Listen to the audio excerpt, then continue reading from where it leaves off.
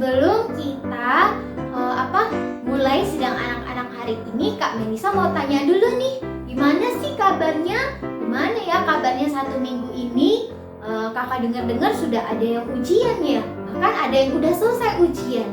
Wah, selamat ya. Pasti waktu ujian adik-adik semua harus belajar dengan tekun, harus ingat-ingat lagi materi-materinya. Hingga pada saat ujian adik-adik bisa jawab semua soal-soalnya. Oh iya, ngomong-ngomong, adik-adik pernah nggak sih dikasih tugas video sama guru-gurunya? Pasti pernah dong ya, karena di sekarang kan zamannya sudah maju, semuanya sudah zaman digital, modern. Nah, jadi guru kita itu mau kita semua juga ikut maju. Nah, tapi bukan hanya di dalam pendidikan aja nih adik-adik, tapi Tuhan Yesus juga mau kita hari ini menjadi orang yang maju. Oleh karena itu, Kak Melisa mau ngajak adik-adik semua untuk melatih roh. Kita menyeru nama Tuhan, oke? Kita seru nama Tuhan 3 kali. Nah, adik-adik di rumah harus pakai sikap yang tepat. Nah, ketika kita melatih roh datang kepada Tuhan, kita harus sungguh-sungguh. Jangan sampai nih menyeru nama Tuhan sambil lihat kanan, lihat kiri, lihat kanan, lihat bawah. Nah, pada saat itu kita nggak sungguh-sungguh melatih. Tapi adik-adik boleh nih pada saat melatih roh, pada saat menyeru nama Tuhan, adik-adik boleh tutup mata, boleh benar-benar resapi. Nah, ketika kita menyeru nama Tuhan, nah maka ketika kita menyeru nama Tuhan itu, nah ketika nafas kita keluar, maka hirupan udara itu masuk. Nah, ketika udara itu masuk, itu menandakan bahwa kita menghirup Tuhan. Nah, adik-adik kita menyeru nama Tuhan 3 kali ya. Nah, tapi caranya bukan kayak Tuhan Yesus, oh Tuhan Yesus, oh Tuhan Yesus. Bukan cara itu aja. Tapi harus lebih leluasa, yaitu oh Tuhan, amin, haleluya. Nah, kita pakai cara itu ya. Nah, kita seru nama Tuhan 3 kali deh. Kak Melisa pimpin dari sini, adik-adik di rumah juga ikutin ya. 1, 2, 3. Oh Tuhan, amin, haleluya. Oh Tuhan, amin, haleluya. Oh Tuhan, amin, haleluya, amin. Puji Tuhan, kita sudah seru nama Tuhan. Gimana nih? Udah leluasa belum? Udah panas belum rasanya? Nggak sabar lagi nih mau sidang anak-anak. Oke deh, kalau belum, kita perlu datang lagi sama Tuhan. Kita perlu doa deh supaya sidang anak-anak hari ini kita bisa fokus. Yuk, kita doa yuk. Nih, oh Tuhan Yesus, Tuhan terima kasih Tuhan untuk hari ini kami dapat kembali datang kepadamu. Tuhan, sungguh dapatkan telinga kami, pikiran kami ketika kami datang kepada firman. Maka firman itu dapat tinggal di dalam kami, tidak hanya menjadi suatu cerita yang di luaran. Oh Tuhan, juga dapatkan Tuhan untuk setiap kakak-kakak yang akan memimpin kami di dalam sidang hari ini.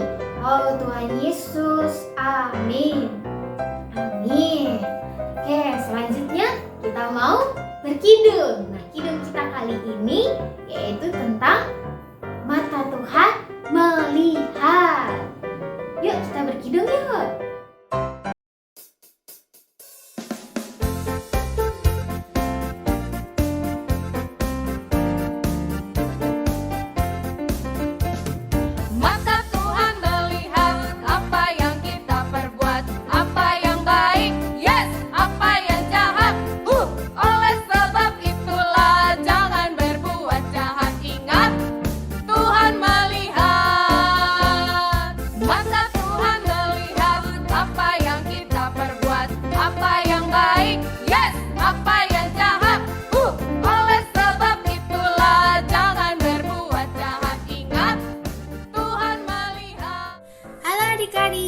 Puji Tuhan ya, di minggu ini kita sudah sampai kepada perintah yang ke-10. Nah, tapi sebelum itu kita berdoa terlebih dahulu ya adik-adik, di sikap doa yang tepat. Nih, Tuhan Yesus, terima kasih atas kesempatan hari ini. Kami kembali boleh mendengarkan firman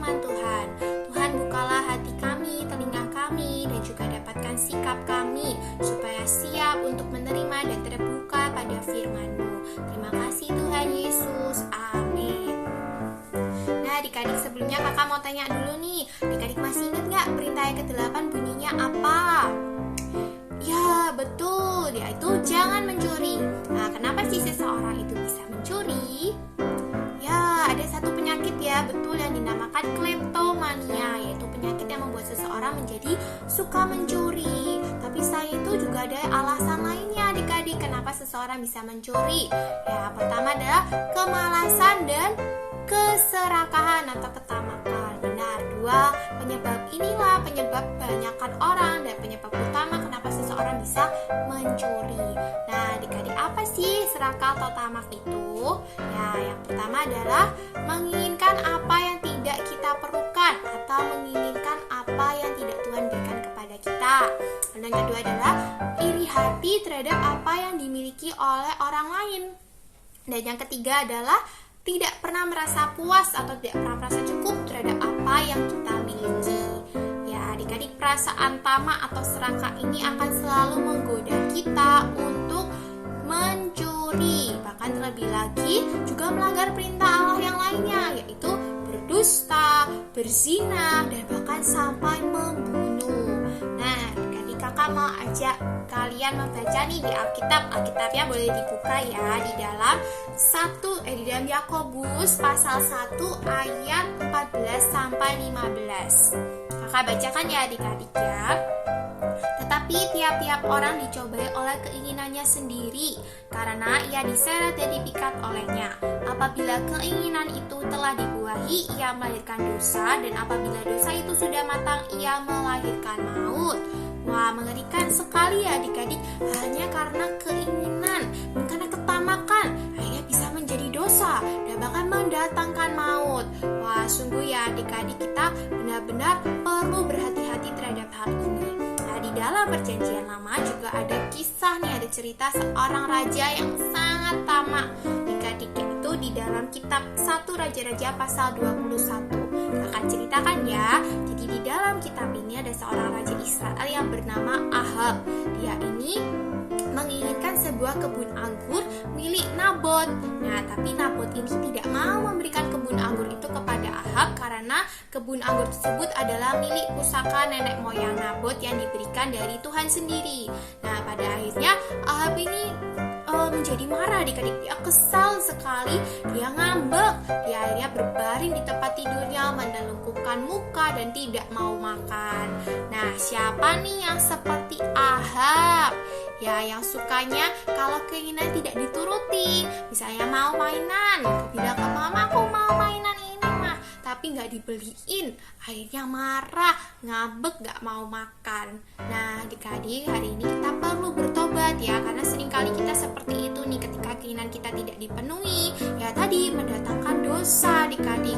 Nah, dari itu kita perlu kembali mohon ampun di hadapan Tuhan. Kita perlu bertobat, mohon Tuhan mengampuni apa yang telah kita lakukan itu. Nah, adik-adik, sebetulnya kita itu tidak perlu loh untuk menginginkan sesuatu yang tidak Tuhan berikan kepada kita.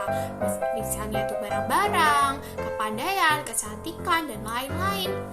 Kalau Tuhan tidak memberi, ya kita juga tidak perlu untuk menginginkannya. Ya, karena apa yang Tuhan berikan itu selalu cukup, selalu apa yang kita perlukan, karena Dia tahu apa yang kita perlukan. Nah, tapi kalau hati kita nih terus-menerus menginginkan sesuatu yang tidak Tuhan berikan pada kita juga tidak akan bahagia adik-adik. Ya, adik-adik perlu ingat, dosa pertama manusia itu apa? Apa yang menyebabkan kenapa ya kok akhirnya manusia bisa jatuh dalam dosa? Ya, keserakahan. Adik-adik ingat kembali kisah Adam dan Hawa. Hawa itu ketika tinggal di Taman Eden, semua buah boleh dimakan oleh dia. Berbagai macam buah, dari bentuknya A sampai Z itu boleh dimakan semuanya. Tapi Allah hanya melarang untuk makan buah pengetahuan yang baik dan jahat. Tapi karena keserakahan, karena ketamakan Hawa, karena dia ingin makan buah itu, akhirnya manusia jatuh ke dalam dosa dan sangat fatal ya adik-adik akibatnya, karena hanya keinginan Hawa, ketamakan Hawa. Nah, adik-adik, hari ini pun kita perlu berhati-hati dengan perasaan tamak, dengan keinginan-keinginan kita ini. Ya, selain itu di dalam perjanjian lama juga ada seorang raja adik-adik yang bernama Raja Salomo. Adik adik-adik tahu nggak Raja Salomo itu siapa? Ya, Raja Salomo itu adalah seorang raja Israel ya. Dia adalah anaknya Daud. Raja Salomo ini pernah menulis di kitab Pengkhotbah. Dia mengatakan bahwa mata tidak pernah kenyang melihat dan telinga juga tidak pernah kenyang mendengar.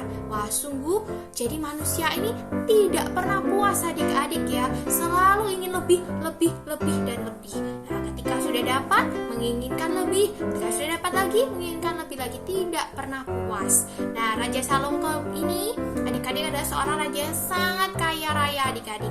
Dia itu bisa membeli apapun yang dia inginkan. Dia bisa mendapatkan apapun yang dia mau.